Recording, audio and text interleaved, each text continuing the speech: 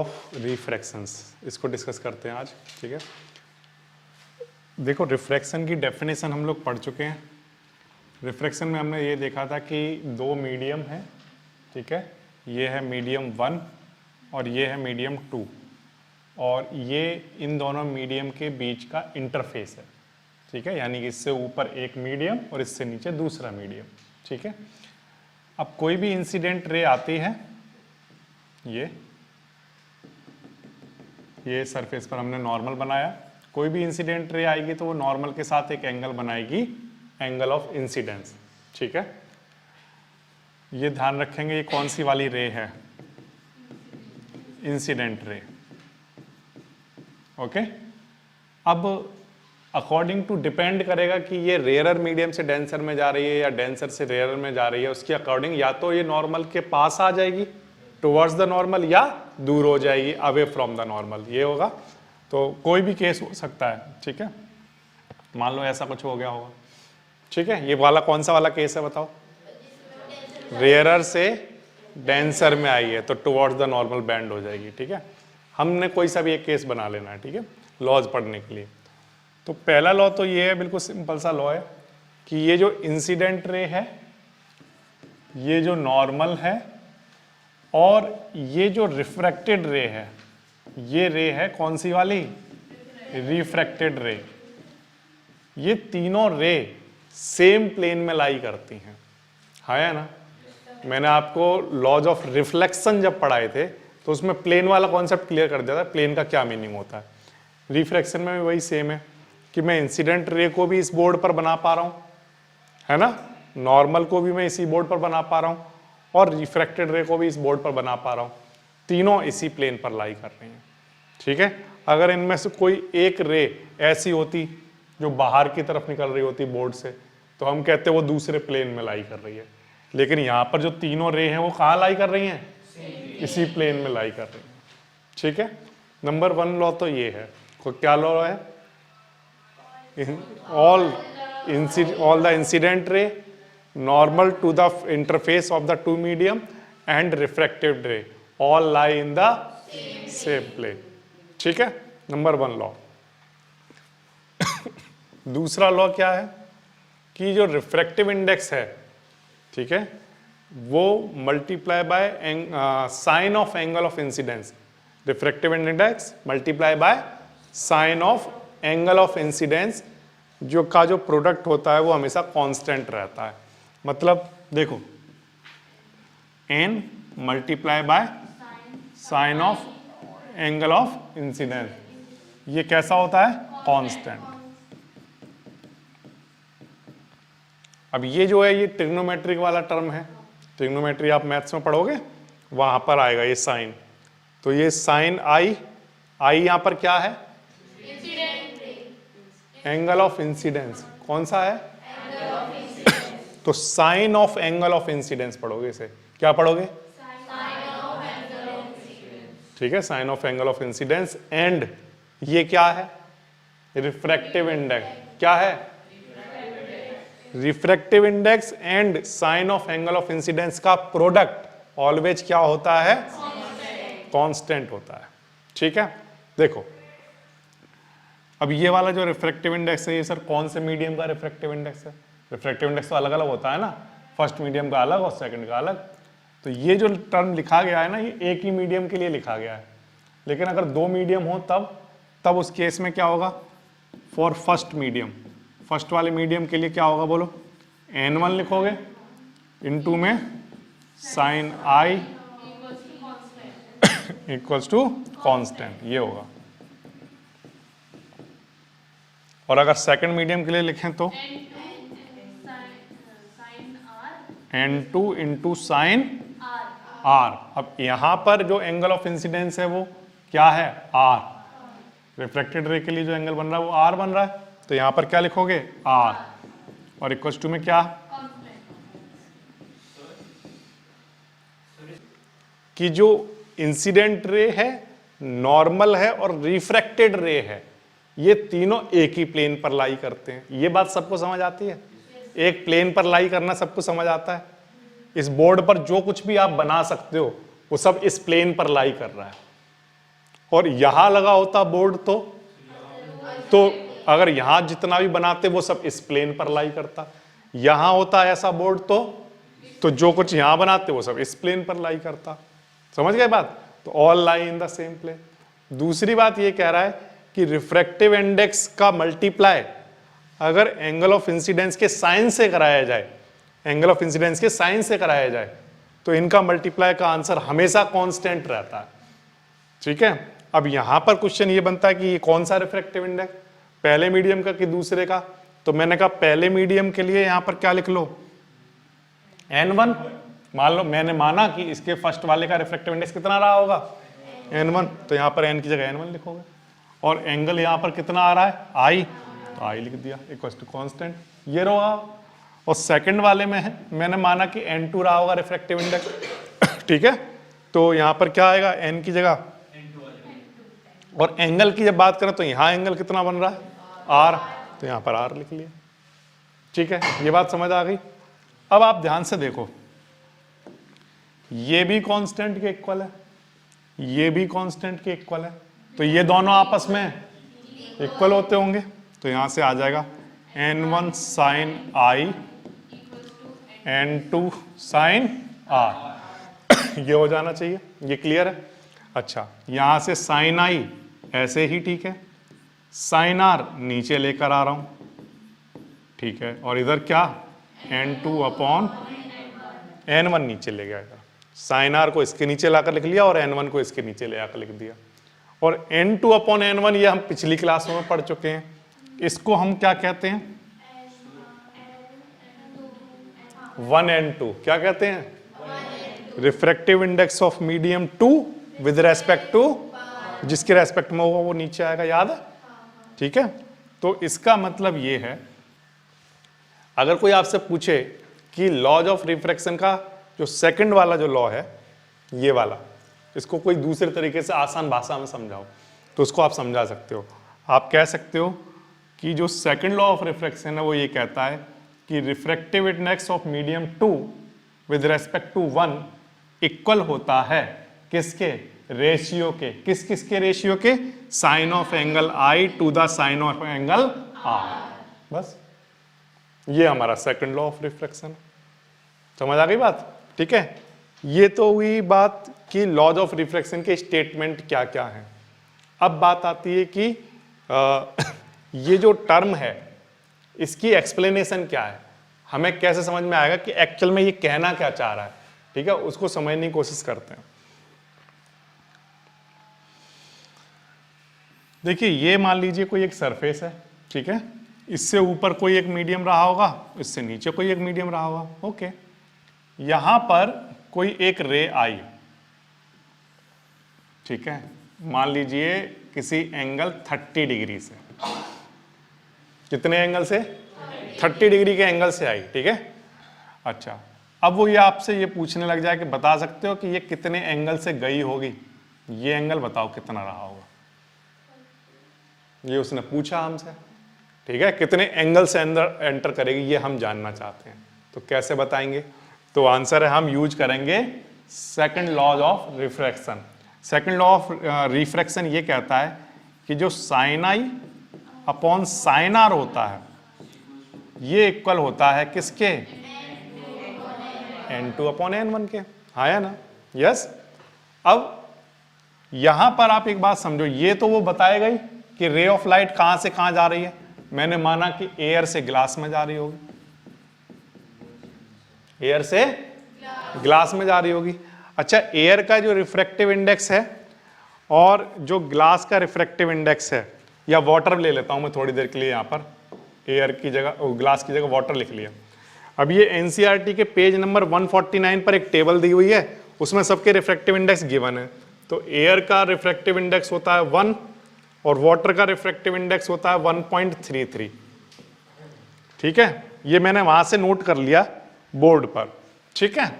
अच्छा, अब n1 पता है, n2 पता है, ये दोनों चीजें या तो हमें दे रखी होंगी, 100% दे रखी होंगी, 1% में नहीं भी देगा तो अगर आपके पास बुक है तो वो कहेगा कि फॉलो दैट टेबल, ये वाली टेबल, उसको फॉलो करो, वहां से रिफ्रैक्टिव इंडेक्स उठा लो, ठीक है। या फिर जब आप प्रैक्टिस करोगे तो कुछ चीजें ऐसी हैं जिनके रिफ्रैक्टिव इंडेक्स आप याद ही कर लोगे, जैसे एयर का कितना होता है 1 होता है ना, वाटर का कितना होता है 1.33, ग्लास का कितना होता है 1.5 समथिंग होता है, तो ये 2-4 चीजें याद हो जाएंगी, वैसे वो देगा वो आपको हर हाल में, ठीक है। अब देखो सुनो बच्चों ध्यान से, N2 कितना है, ध्यान रखना ये N2 हुआ, ये N2 हुआ और ये क्या हुआ N1। N2 कितना है 33, N1 1 और साइन I की वैल्यू कितनी है 30 और साइन R पता नहीं, ये तो हमें जान नहीं चाहते हैं, ठीक है। अच्छा अब इसको सॉल्व करेंगे, सॉल्व कैसे करेंगे, जो साइन 30 डिग्री होता है, जब आप क्लास 10th का ट्रिग्नोमेट्री का चैप्टर पढ़ चुके होगे तब आपको ये पता चलेगा कि साइन 30 डिग्री की वैल्यू कितनी होती है 1/2 और हमें क्या निकालना है साइन R, और इधर क्या चल रहा है बोलो 1.33, 1 से डिवाइड करा दिया यही आ जाएगा, ठीक है। यहाँ तक बात आगे समय, साइन 30 कहाँ से आया, साइन 30 की वैल्यू कहाँ से आई, क्लास 10th में ट्रिग्नोमेट्री चैप्टर में पढ़ ली होगी, ये मैं मान के चल रहा हूँ, तब आपको पता होगी पहले से, ठीक है। तो कितनी 1/2। और एक और इंपॉर्टेंट बात, कोई भी एंगल ऐसा नहीं दिया जाएगा जो आपको ट्रिग्नोमेट्री में मैथ्स में ना पढ़ाया गया हो और यहां दे दे। जैसे एग्जांपल के लिए उन्होंने आपको पढ़ा दिया साइन 30, साइन 45 मैथ्स वाले में, और मान लो 60 पढ़ा दिया, 90 पढ़ा दिया, 0 पढ़ा दिया, तो वो ऐसा नहीं देगा कि साइन 120 दे दे, नहीं। हाँ, यानी कि जो एंगल है वो फिक्स, जो एंगल आपको पढ़ाए गए हैं वही एंगल के क्वेश्चन आएंगे, ठीक है। और पहली बात तो ये कि इस टाइप का कोई भी क्वेश्चन बोर्ड एग्जाम में आएगा नहीं, जो मैं आपको यहाँ बता रहा हूँ, ये वाला जो कॉन्सेप्ट है, ये मैं क्यों बता रहा हूँ, जिससे आपको ये आइडिया लग जाए कि ये लॉ ऑफ रिफ्रैक्शन बनाया ही क्यों गया था, ठीक है। सिर्फ उसकी एक्सप्लेनेशन दे रहा हूँ यहाँ पर। अब यहाँ पर क्या होगा, साइन R इधर आ गया और इधर 1/2 तो पहले से चल रहा था, और मल्टीप्लाई में क्या आ जाएगा, यहां से साइन R की वैल्यू निकल कर आ जाएगी, जो कुछ भी आया होगा, व्हाटएवर जो भी आया हो, वहां से किसकी वैल्यू निकल कर आएगी R की, ये निकल कर आ जाएगा कि ये कितना रहा होगा। यानी कि आप सेकंड वाले लॉ की हेल्प से क्या बता सकते हो कि अंदर जब रे एंटर कर रही है, अगर मुझे एंगल पता हो उसका, ठीक है, तो मैं क्या बता सकता हूं कि अंदर कितने एंगल से वो एंटर करेगी या रिफ्रैक्ट करेगी, ये बता सकता हूं इससे। नंबर 1 बात। नंबर 2, अगर मुझे ये भी पता हो कि इंसिडेंट कितना है और मुझे ये भी पता हो कि एंगल कितना है, तो जो दूसरा वाला मीडियम है मैं उसका रिफ्रैक्टिव इंडेक्स भी निकाल सकता हूं, हाँ या ना। मतलब I पता है, R भी पता है और N1 मुझे पता है, तो मैं क्या निकाल सकता हूं निकाल सकता हूं ना। अगर मान लो कोई उसने एक मीडियम दे दिया आपके हाथ में, ठीक है, यहां बल्ब ऑन कर दिया, बल्ब, और बल्ब से रे ऑफ लाइट आ रही है, अब ये तो पता है मुझे मीडियम कौन सा है, एयर है ये, और यहाँ जो मीडियम उसने मेरे हाथ में दिया ना, वो मुझे पता ही नहीं है क्या चीज है, मुझे पता ही नहीं है कि वो क्या है। या मान लो कोई ग्लास टाइप का मुझे लग रहा है, लेकिन मुझे नहीं पता कि उसका रिफ्रैक्टिव इंडेक्स कितना है, ठीक है, तो उसने मुझे बता दिया कि इतने से एंगल से एंटर करा रहा हूं, इतने से ही अंदर एंटर कर रही है, रिफ्रैक्ट कर रही है, ठीक है। तो बताओ इस मटेरियल का रिफ्रैक्टिव इंडेक्स कितना है, तो वो इस फॉर्मूले से निकल जाएगा। समझ आ गई बात, ठीक।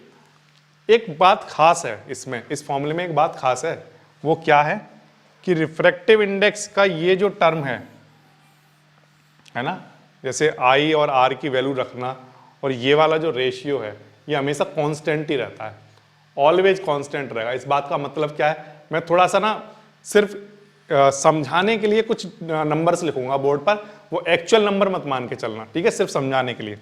जैसे मान लो कोई भी रे, मान लो ये कोई एक रिफ्रैक्टिव इंडेक्स है पहले वाले मीडियम का, सिर्फ एग्जांपल के लिए मैंने लिखा 100, क्योंकि मैंने कहा था सिर्फ समझाने के लिए लिखूंगा, तो मैं इजी से नंबर लिखूंगा, मान लो 100, और दूसरे वाले का मान लो मैंने लिखा 500, ठीक है, ऐसा मैंने कुछ लिखा। तो मैं ये कह रहा हूं आपसे कि इनके जो रेशियो हैं, इनका जो रेशियो है उसी रेशियो पर, ये इनका जो रेशियो है उसी रेशियो पर डिपेंड करेगा क्या, किसी रे का अंदर कितने एंगल से वो जाएगी, क्या डिपेंड करेगा, कितने एंगल से वो जाएगी, इनके रेशियो पर डिपेंड करेगा। ये 500 है, ये 100 है, डिवाइड कराओगे आंसर कितना आया, 5 आया, 5 आया।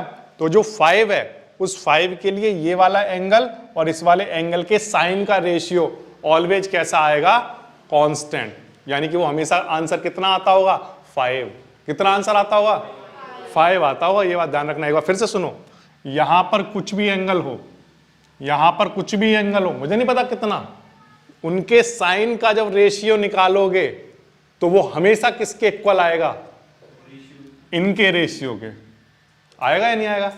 500 डिवाइडेड बाय 100 कितना होता है, 5। कितना होता है, 5। ठीक है। अब मान लो आपने कहा कि सर यहां पर कोई रे 10 डिग्री से एंटर करी, ठीक है, और 20 डिग्री से रिफ्लेक्ट हो गई, तो मैं ये कह रहा हूं कि इनके साइन 10 और साइन 20 का जो रेशियो है वो बताओ किसके इक्वल होगा,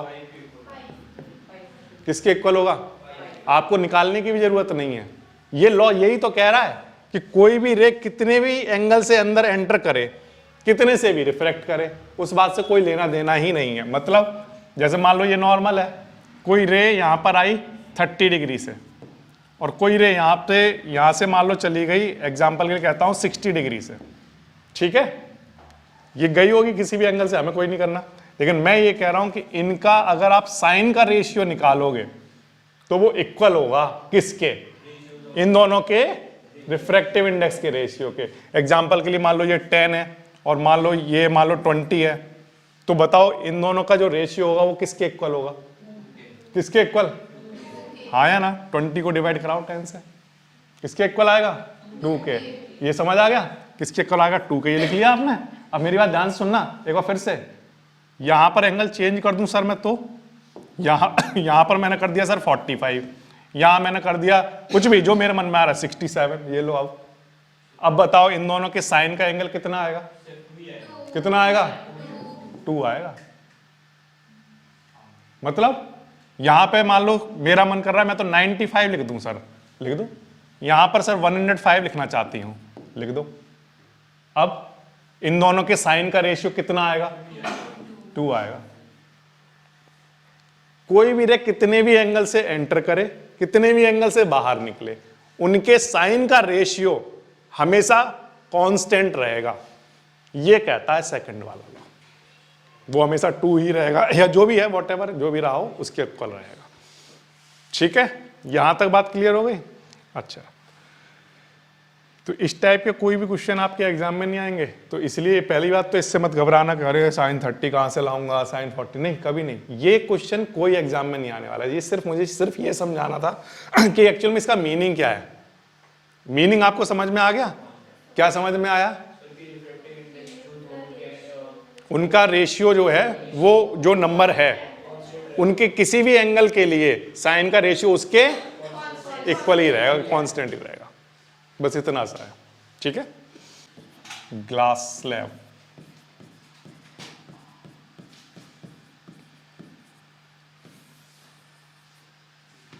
देखिए ध्यान दीजिए, बहुत इंपॉर्टेंट है। क्लास 12th में दोबारा आएगा ये वाला डेरिवेशन।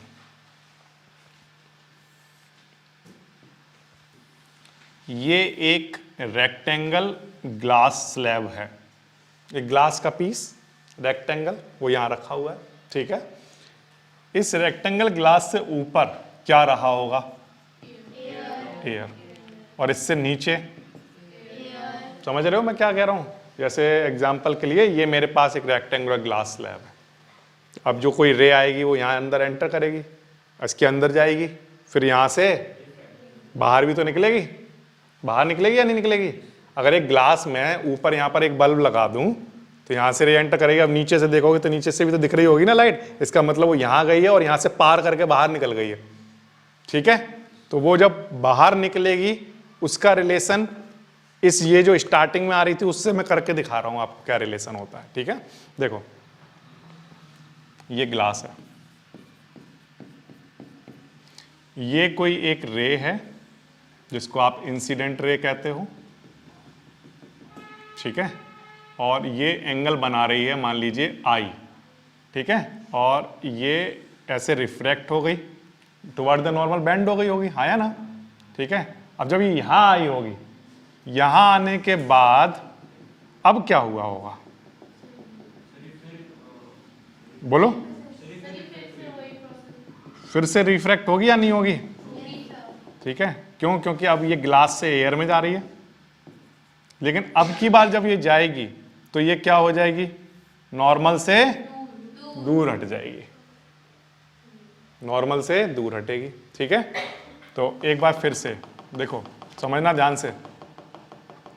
यहां पर अगेन, यहां पर बना रहा हूं मैं कोई इंसिडेंट रे, ध्यान से सुनना, ये कोई एक इंसिडेंट रे आ रही है, ठीक है, और ये नॉर्मल है। अब ये क्या हो गया, टुवर्ड्स द नॉर्मल बेंड हो गई, और बेंड होने के बाद अगेन क्या हुआ, रिफ्रैक्ट हो गई अवे फ्रॉम द नॉर्मल। ये सब हुआ अभी तक। अब इसमें यहां पर कुछ एंगल इन्वॉल्व है, उनको ध्यान से समझना। एक एंगल तो ये है, इसका नाम है एंगल ऑफ इंसिडेंस, ठीक है, और एक एंगल यहां पर भी बन रहा है, इस एंगल का नाम क्या है, रिफ्रैक्शन, ठीक है, एंगल ऑफ रिफ्रैक्शन। अच्छा, यहां पर आप देखो तो इस नॉर्मल के साथ भी एक एंगल बन रहा है, ठीक है, ये वाला जो नॉर्मल है इसके साथ भी एक एंगल बन रहा होगा। यहां पर ये वाला जो एंगल है इसका नाम क्या, अब ये इंसिडेंस का एंगल बनेगा या नहीं बनेगा, है ना? तो ऐसा करते हैं, इसका नाम I1 रख देते हैं और इसका नाम रख देते हैं क्या, I2, ठीक है, इसका नाम क्या रख देते हैं, और इसका नाम R2, ऐसा कुछ रख देते हैं, ठीक है, यहां तक क्लियर है? अच्छा, अब देखिए, ध्यान दीजिए, आप लोगों को याद है कहीं पर ऐसा लिखा हो 1 and 2, इसका क्या मतलब होता है, refractive index of medium 2 with respect to, ये मीनिंग होता है, ठीक है, और ये इक्वल किसके होता है, ये बात ठीक है, कोई दिक्कत नहीं इसमें।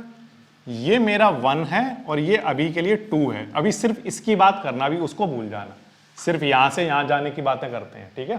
तो चलो करो, 1 n2 इक्वल होगा n2 अपॉन n1 के, और सेकंड लॉ क्या कहता है, ये इक्वल होता है हमेशा किसके, साइन आई अपॉन, अब साइन आई कितना है, आई कौन है, I1, ठीक है, और R कौन है, R1। ये समझ आया, ठीक है, यहां तक कोई दिक्कत नहीं। अच्छा, अब इसके बाद यहां पर देखो, ये अगेन मीडियम कौन सा वाला आ गया, देखो ये 1 था, ये 2, और अगेन अब कौन सा वाला आ गया, 1। अब मैं आपसे ये कह रहा हूं कि अगर मैं 1 का 2 के रेस्पेक्ट में पूछूं तो आप क्या कहोगे, 1 का 2 के रेस्पेक्ट, अभी तो आपने कहा 2 का 1 के रेस्पेक्ट में, तो आपने कहा n2 अपॉन n1। अब मैं यहां से यहां पूछूं तो n1 अपॉन, ठीक है, अच्छा, और ये किसके इक्वल होगा, तो आई, देखो साइन आई, अब यहां पर एंगल ऑफ इंसिडेंस कौन है, I2 है, ठीक है, और एंगल ऑफ रिफ्रैक्शन कौन है, R2।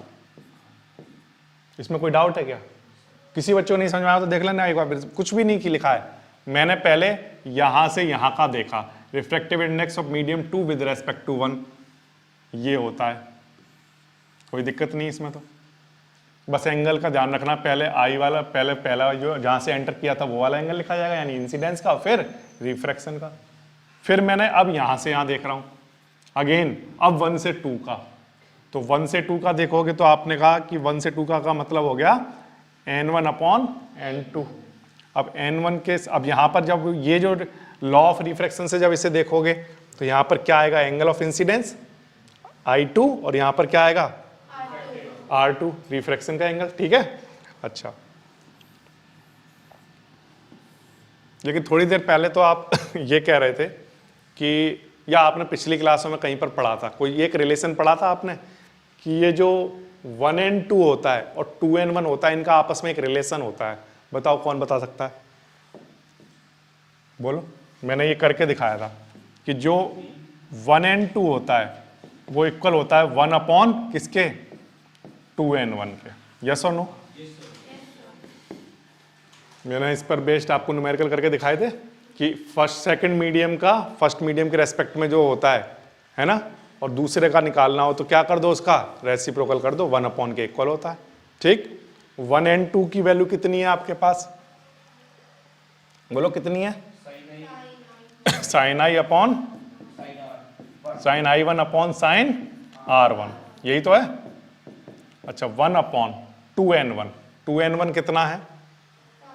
साइन I2 अपॉन कितना? साइन R2, इसके नीचे यहां आएगा।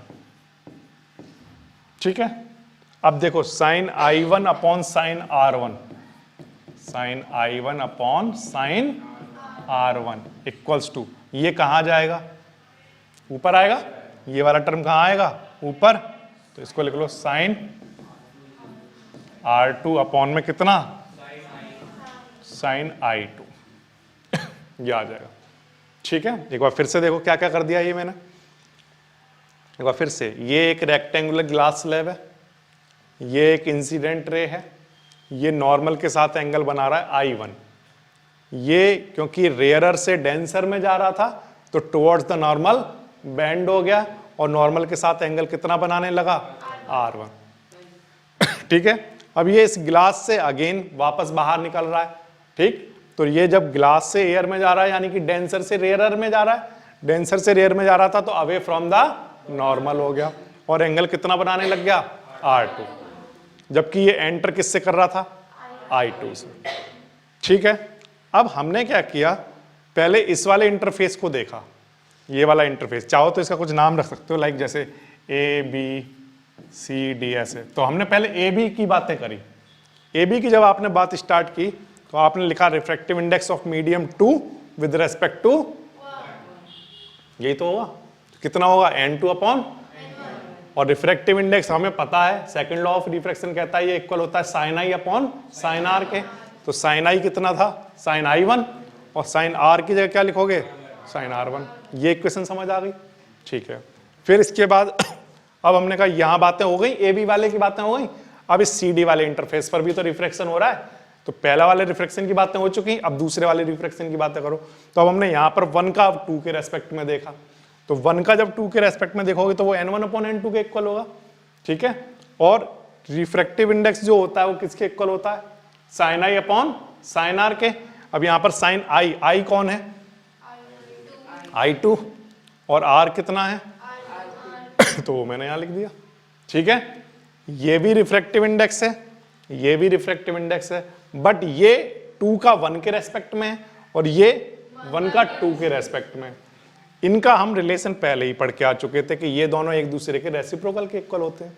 तो मैंने क्या किया, 1 and 2 की वैल्यू, 1 and 2 की वैल्यू क्या थी बोलो? Sign I1 upon sine R1, ये मैंने यहां पुट कर दी। 1 अपॉन 2n1 की वैल्यू कितनी थी? Sign I2 upon sine R2, वो मैंने यहां पुट कर दी। ये R2 ऊपर आ गया यहां पे। ठीक है, यहां तक पहुंच गए हम। अब मैं ये कह रहा हूं आपसे कि ये जो रेक्टेंगल स्लैब है, इस रेक्टेंगल स्लैब में यहां पर एक नॉर्मल खींचा जाए या यहां पर एक नॉर्मल खींचा जाए, क्या ये दोनों नॉर्मल वाली लाइनें एक दूसरे के पैरेलल नहीं होंगी? होंगी या नहीं होंगी? ये भी 90 डिग्री है और ये भी 90 डिग्री है, तो ये दोनों एक दूसरे के कैसी होंगी? पैरेलल। और अब मैं ये कह रहा हूं कि इनमें यहां पर अगर कोई एक लाइन खींची जाए तो यहां पर बनने वाला एंगल और यहां पर बनने वाला एंगल आपस में इक्वल होंगे। क्यों? ऑल्टरनेट।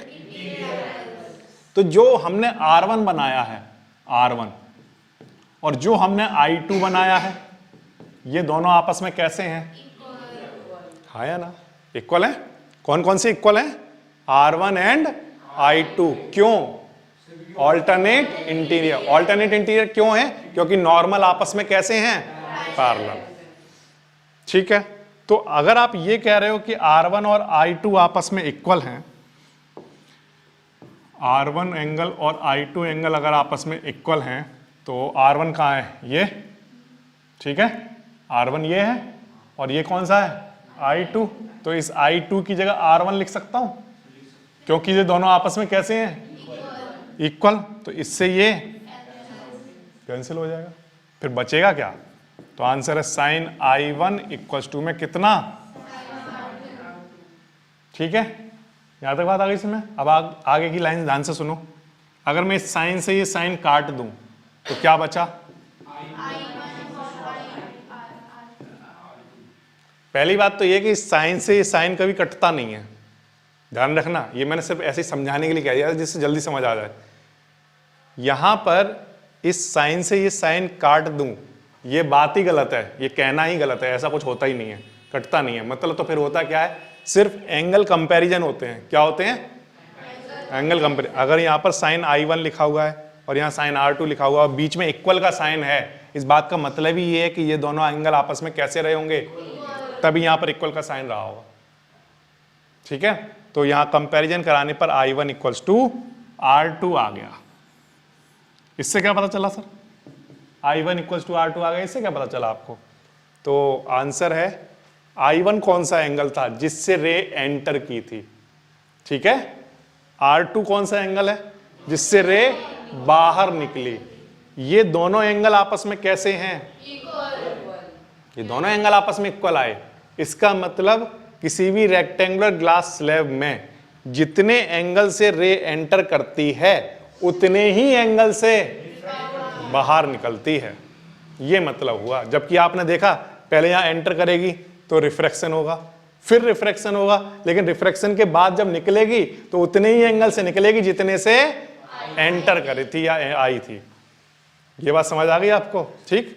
अब इसमें एक बात और भी है, एग्जाम में ये क्वेश्चन कैसे पूछा जाता है, एग्जाम में ये क्वेश्चन ऐसे पूछा जाता है कि प्रूफ करके दिखाइए क्या, कि किसी भी रेक्टेंगुलर ग्लास स्लैब में जो रे ऑफ इंसिडेंट रे होती है, इंसिडेंट रे, इसको हम क्या बोलते हैं, और जो बाहर निकली है इसको हम क्या कहते हैं, इमर्जेंट रे। कौन सी रे, इमर्जेंट रे। यहां पर देखो एक रे तो यहां पर आ गई थी कहीं, याद है आपको, ऐसे कुछ आ गई थी, तो ये वाली रे तो हो गई कौन सी, इंसिडेंट, ये वाली कौन सी हो गई, रिफ्रैक्टेड रे, ये वाली कौन सी हो गई, इमर्जेंट रे, ठीक है, इंसिडेंट रे, रिफ्रैक्टेड रे और इमर्जेंट रे। वो एग्जाम में आपसे बोलेगा प्रूफ करके दिखाओ कि इंसिडेंट रे और इमर्जेंट रे एक दूसरे के पैरेलल होती हैं। कैसी होती हैं, पैरेलल। तो मैं करके दिखा दिया ये आपको प्रूफ, कैसे, देखो कोई भी रे यहां पर अंदर एंटर की, अगर वो रिफ्रैक्ट नहीं होती तो अपने पाथ में सीधी ऐसे जाती, हाँ या ना, लेकिन रिफ्रैक्ट हो जाने के बाद जो भी हुआ, यहां रिफ्रैक्शन हुआ, यहां हुआ, होने के बाद मैं कह रहा हूं यहां वाला जो एंगल है, ये वाला एंगल, और इस सरफेस पर मैं इसको बढ़ाऊं, ये वाला एंगल, ये दोनों आपस में कैसे हैं, तो ये दोनों रे कैसी रही होंगी, पैरेलल रही होंगी, पैरेलल रही होंगी, आया ना, यस। तो यहां से प्रूफ होता है कि जितने एंगल, क्योंकि ये जितने एंगल से एंटर की है और उतने ही एंगल से बाहर निकली है, इसका मतलब ये दोनों रे आपस में पैरेलल हैं। कैसी हैं, पैरेलल। एंगल इक्वल होने से ये पता चला ये दोनों रे पैरेलल है, ठीक है, ये बात आ गई समझ में। अब एक बात ध्यान से सुनना, अगर ये रे रिफ्रैक्ट ना होती, मान लो ये रे रिफ्रैक्ट ना होती इधर, तो अपने पाथ में कहीं ना कहीं तो जाती सीधी है, ऐसे कहीं जा रही होती, है ना, जाती।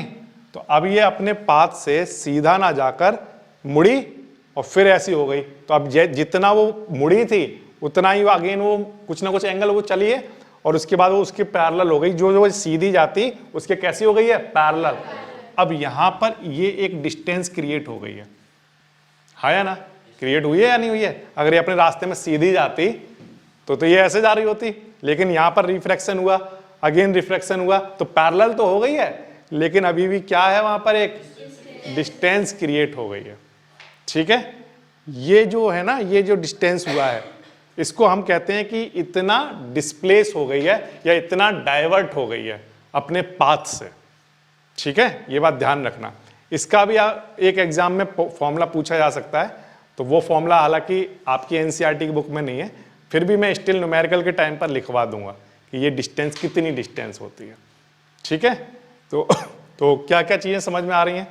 रेक्टेंगुलर ग्लास स्लैब के केस में जितने एंगल से रे एंटर करती है उतने ही एंगल से बाहर निकलती है, और इंसिडेंट रे और इमर्जेंट रे दोनों ही आपस में पैरेलल होते हैं। कंडीशन फॉर नो रिफ्रैक्शन समझते हैं। ये दो मीडियम है, ठीक है। यहां पर कोई भी रे अगर इंसिडेंट रे आएगी तो वो नॉर्मल के साथ कुछ एंगल बनाएगी आई, और फिर उसके बाद वो अपने पाथ से दूर हट गई मान लो, तो कुछ एंगल बना लिया उसने आर। अब इस इंसिडेंट रे ने कुछ ना कुछ रिफ्रैक्शन का फिनोमेना दिखाया है। मैं आपसे ये पूछ रहा हूं कि ऐसी कौन सी कंडीशन है जिसमें ये रिफ्रैक्शन का फिनोमेना होगा ही नहीं, ठीक है। तो वो कंडीशन कौन सी रही होगी, तो उसको समझने की कोशिश करते हैं, ठीक है। देखो ये वाली जो इंसिडेंट रे है, ये वाली जो इंसिडेंट रे है, ठीक है, इस इंसिडेंट रे को अगर मैं अंदर की तरफ लेकर जाऊं थोड़ा सा, ठीक है, ऐसे घुमाऊं, तो ये वाला आई जो है वो छोटा होता चला जाएगा या नहीं, हो जाएगा छोटा। तो मान लो मैं इसको घुमाते घुमाते, मान लो इसको मैं यहाँ से ऐसे कम किया और कम किया और कम किया और कम किया, यहाँ आ गया लेकर, ठीक है। तो बताओ आई की वैल्यू कितनी हो चुकी है, एंगल कितना हो चुका है ना। अगर मैं इधर की तरफ लेकर जाऊं तो आई का एंगल बढ़ता जाएगा, इधर की तरफ लेकर जाऊं तो कम होता जाएगा। तो आई की वैल्यू 0 हो जाएगी कब, जब नॉर्मल से ही हमारा आई इंसिडेंट रे पास करने लग जाए, आया ना। जब ये वाली इंसिडेंट रे किसके ऊपर आ जाए, नॉर्मल के ऊपर, तो उस केस में आई की वैल्यू क्या हो चुकी होगी, 0 हो चुकी होगी। यस, जब आई की वैल्यू 0 हो चुकी होगी तब उस केस में मैं ये कह रहा हूं कि जो आर की वैल्यू है वो भी क्या हो चुकी होगी, 0, ठीक है। चाहे आप किसी भी मीडियम से पास करा रहे हो, कहीं से भी एंटर किसी से किसी में पास करा रहे हो, मतलब जैसे एयर से ग्लास में ले जा रहे हैं, ठीक है। तो अगर आप इधर से कहीं से भी लेकर जाओगे तो वो रिफ्रैक्शन करेगी, चाहे नॉर्मल के पास आएगी, दूर जाएगी, कुछ भी हो, मैं कह रहा हूं। लेकिन अगर आप नॉर्मल से लेकर जाएंगे तो वो अपने रास्ते में सीधी निकल जाएगी। मतलब ये कि अगर मान लो ये एक ग्लास है, ठीक है, और ये सब क्या है, एयर, तो अगर कोई बच्चा टॉर्च को इधर रखेगा, ठीक है, तो रे सारी ऐसी आई, ऐसी आएगी ऐसे आने के बाद जब वो रिफ्रैक्ट होगी, ठीक है, तो किसी एंगल से होगी, वो दोनों एंगल आपस में इक्वल होंगे, ये हमने पढ़ा है, ठीक है। लेकिन मैं ये कह रहा हूं कि अगर कोई बच्चा टॉर्च को ऐसे रख दे तो ऐसे, तो ऐसे सारी इंसिडेंट रे ऐसी आ रही होंगी और वो सबकी सब अपने पाथ में सीधी जा रही होंगी, वो इधर या इधर नहीं जा रही होंगी। इसका मतलब वहां पर किसी भी तरह का कोई भी रिफ्रैक्शन नहीं हो रहा है, ठीक है। जब आप किसी एंगल पर भेजोगे तो एंगल पर भेजने पर तो ये होगा कि वहां पर जब वो बाहर निकलेगी ना, तो बाहर निकलने पर पैरेलल तो हो जाएगी उसके, वहां पर एक लेटरल डिस्प्लेसमेंट आ जाएगा। लेकिन अगर आप सीधी नॉर्मल से भेजोगे तब उस केस में किसी भी तरह का कोई लेटरल डिस्प्लेसमेंट नहीं होगा, यानी कि डाइवर्ट ही नहीं हुई। अगर डाइवर्ट होगी तभी तो लेटरल डिस्प्लेसमेंट होता है, आया ना। ये वाला जो लेटरल डिस्प्लेसमेंट है ये कब होता है, जब रे अपने पाथ से क्या हो चुकी है, डाइवर्ट। अब जब सीधी आएगी तो डाइवर्ट ही नहीं होगी, तो वहां पर लेटरल डिस्प्लेसमेंट होगा ही नहीं। तो कंडीशन फॉर नो रिफ्रैक्शन क्या बनी बताओ। तो आंसर है, अगर हम चाहते हैं कि कोई भी रे रिफ्रैक्ट ना करे तो उसके लिए आई की वैल्यू कितनी होनी जरूरी है। या तो कोई बच्चा ये कह दे कि आई की वैल्यू 0 होनी चाहिए, या कोई बच्चा ये कह दे कि इंसिडेंट रे कहां से आनी चाहिए, नॉर्मल से। वो दोनों ठीक है। अगर कोई आपसे ये कहे कि ठीक है ये तो समझ में आ रहा है कि आई की वैल्यू 0 कर दी आपने, क्यों, क्योंकि आपने रे को कहां से भेजा, नॉर्मल से। अब अगर कोई आपसे पूछे कि आपको कैसे पता चला कि आर भी 0 होगा, तो मैं प्रूफ करके दिखाता हूं आपको। देखो सुनो मेरी बात ध्यान से, आपने सेकंड लॉ ऑफ रिफ्रैक्शन पढ़ा है। सेकंड लॉ ऑफ रिफ्रैक्शन को स्नेल्स का लॉ कहते हैं, ध्यान रखना। क्या कौन सा लॉ, स्नेल्स का law. According to Snell's law हम जानते हैं क्या, N2/N1 इक्वल होता है किसके?